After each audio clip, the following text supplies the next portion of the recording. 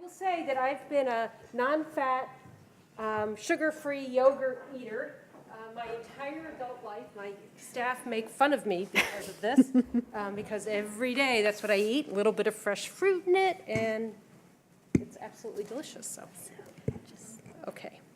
All right, I'm just going to jump right to the chase. Well, let me just say I'm going to put a particular equity lens on what I'm going to say, so I want to really drive that point home as much as I can in this presentation. I will pass this around. Everything I'm going to show you, every policy I'm going to talk about, Change Lab Solutions, so what we do is develop model policies and how-to kits to improve community health with a specific focus on health equity. Everything that I'm going to talk about is on our website, free for download. I have some brand new, hot off the press, called Tools for Change, which is highlights of our inventory of resources if you want them. And I will pass this around. It's our sugar-sweetened beverages playbook, and this picture is, it's not the centerfold, it's the first page. But what I want to do is just highlight, and I'll talk about a couple of these, of a range of policy options. The most important one isn't on here. This is about 3 years old, and we're really shifting, learning, always learning, shifting our focus. But it goes from public awareness campaigns all the way through portion size, limiting sugar-sweetened beverages on community property where you can regulate what government does, and in schools, and in purchasing, getting procurement in hospitals, for example, and universities. This campus is smoke-free. It could be sugar-free too, just saying. Expect that to come, not next year, but expect it to come. We can regulate these kinds of places or self-regulate if we're a business. So that's just a highlight for an overview. And I can say this toolkit that's being passed around in San Francisco Health Commission, they raised this up and said, we're doing every single policy in this toolkit. And that's their guidebook. And I'm about to tell you that it doesn't have enough. Because the number one issue that we're working on now, and it's not really the right picture, I put this together quickly and didn't have time to find the right picture, it's water access. And it should be water access in low-income communities. It is a disgrace that there isn't free water in schools. And I will say, in our Central Valley, to put a really fine point on this, there is not clean water in Detroit, but we don't have to go out of the state. We can look in this state, and in most low-income communities, particularly rural communities, there might not be safe water. And it's a huge infrastructure problem. And so our communities that we most need to be getting off the soda and have most metabolic effects might not have access to clean water for free clean water. We have model legislation on sugary taxes, and I'm not the subject matter lead on my staff. Some of you know Sabrina Adler, she is, and she said, Marice, these things go together. The sugary drink tax and the water go together, and we need to link these. And I want to say two things about the taxes. One is that they can fund infrastructure for water. Just want to put that out there. If we can't afford clean water, pass a damn tax and get the clean water in the schools, in the neighborhoods. But also to look at with the equity component, what Lori was saying is absolutely right, that the industry will go in Oakland, it was the grocery tax going on the regressivity, and they're taxing our groceries as if soda had some nutritional value. What is really important to the success, the ultimate success of these campaigns, is hyper-local decision-making, really working with the community groups that have the most at risk, because it is a regressive measure. Those groups that are going to have the most have the burden of that regressivity, really directing the use of the funds. That is absolutely critical. I live in Berkeley. I was at that meeting. I wasn't in that picture because I didn't get there on time. But one of the women right up front, you saw her, well, there was two women up front. One was right like this, going like that. That's Vicki Alexander. She's a physician who runs the African American Maternal Health Project. They're getting a big chunk of the funds for infant mortality. And then there was another African American woman kind of going like this, and she runs a school gardening program in the at-risk kids. It's B school. It's an alternative high school. And she's keeping those kids in school through the gardening program. And she got all the it was very grassroots. And I will say the African American church came in, it was at the city council when they put it on the ballot. And the ministers said, I'll tell you what's regressive here are the number of funerals we're doing for people in their 50s and early 60s from diet-related problems. That's a regressivity in our community. One of our city council members is a public health nurse, and he's African-American man, member of the church, really did some education. Very, very powerful, and the money's being used exactly where the community activism to make this happen directed it. I want to draw attention to healthy retail. We've been talking about corner stores. We can also call them liquor stores, tobacco stores, junk food stores, lotto stores. That's about it. So we have a whole resource on how to transform these stores into healthy food. Make sure that they take SNAP and WIC. Make sure that they promote fruits and vegetables. And that goes into tobacco and other issues too. But again, you'll find this infographic on our website, and it particularly for communities that don't have access to healthy and affordable foods in their neighborhoods, this needs to be, people are not going to eat. You can do all the education you want about, and I'm a health educator and a lawyer, but all the finger wagging, scolding health education, if people don't have access and can't afford it, it's not going to happen. And then finally, to look at the warning label issue. This is policy we developed for the state of California. It could be, there's a number of states looking. The litigation's going on right now in San Francisco. They didn't put it on, you can't put it on a product from a local level. You have to be at the state level to do that, but on the advertising.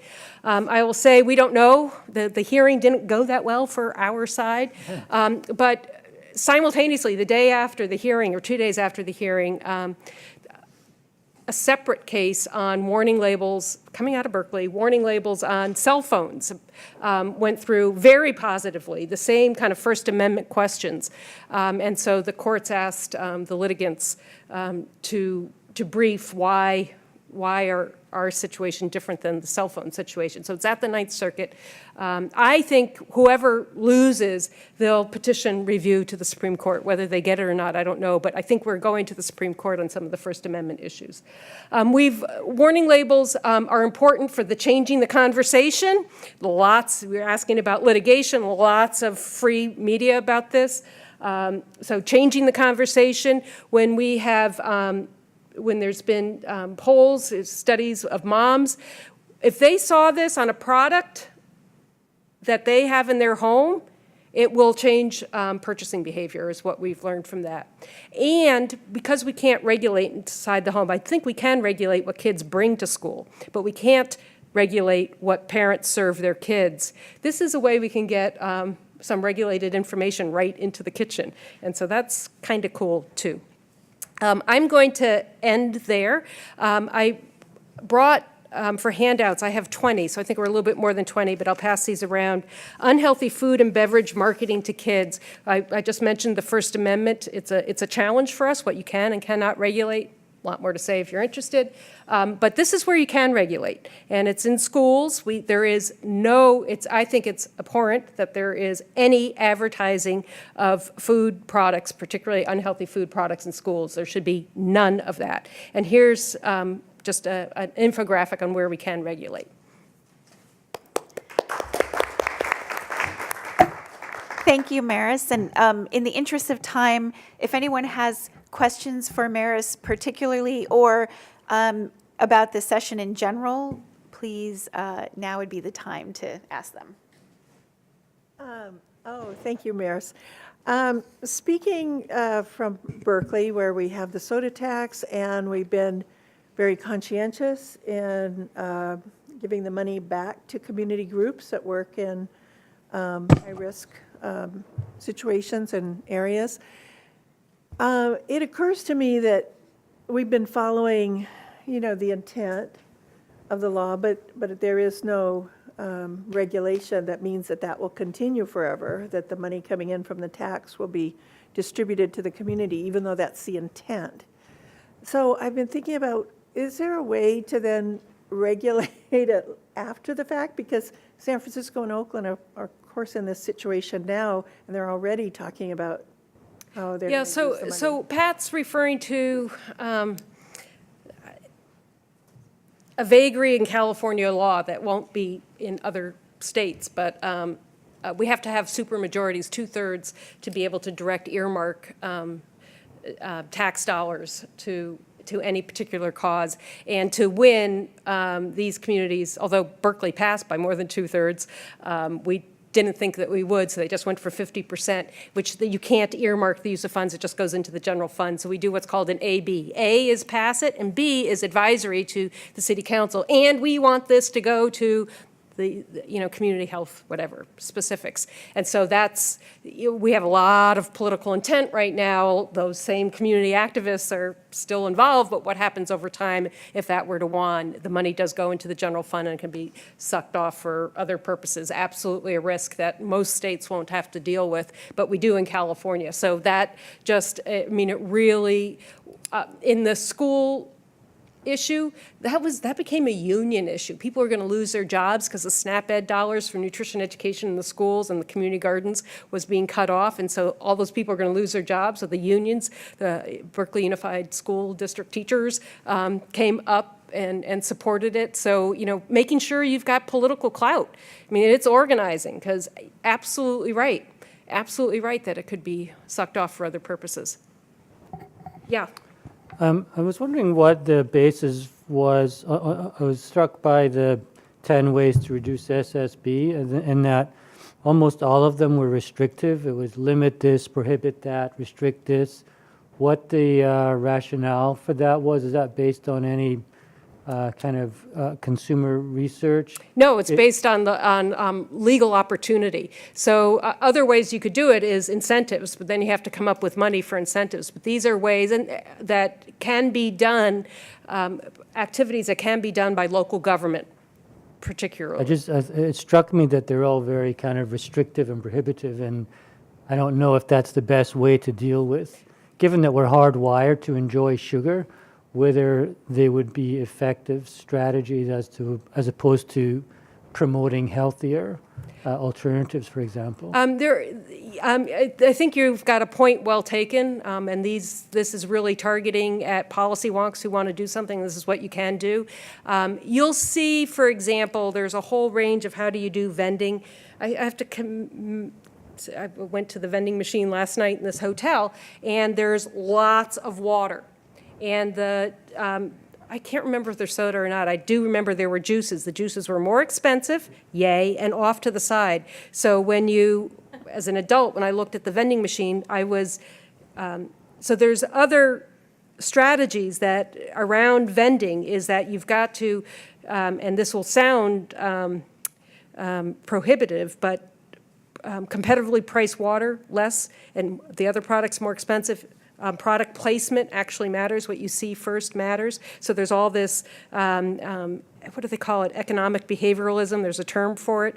The nudge factor of getting people to do the right thing actually works.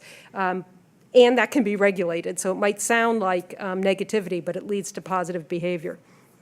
But, I think messaging, the scold message is a problem, the people in the stocks. If you look closely, one of them's Lynn Silver, another's Tom Frieden. I think one of them's Kelly Brownell, too. But he was at Red Center in Connecticut at the time. Okay.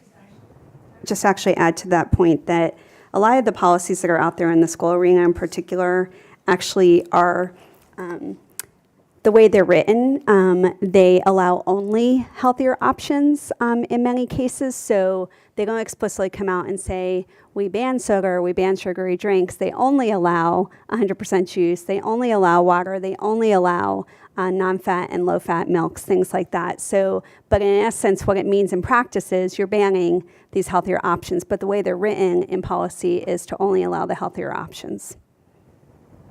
Only allows 16 ounces portions. Didn't go over too well. Marice, the other thing I'd say is that we did spend at the Heart Association, we spent 2 years trying to get states or communities to remove any taxes that they would have on the sale of bottled water. We did it as an experiment. We wanted to see what would happen, and we couldn't find anyone that was interested in doing it. They tried it in the state of Maryland. It was the only place where it got any traction, and there wasn't a single legislator in the state that wanted to pick it up and run with it. So it's a little hard to. Yeah, and we've studied that. And I mean, this is an area actually where the soda industry and the public health industry are aligned in terms of wanting to get rid of those taxes. It's an environmental lobby that really led to the water taxes. And so, and they're longstanding. They're basically that grocery tax that you were talking about, Marice. And it's 14 states that have them. And the funny thing in Maryland is they even got the environmental groups to agree to keep their mouth shut on the removal of the taxes, and they still couldn't find a legislator who would do it because culturally it was just embedded.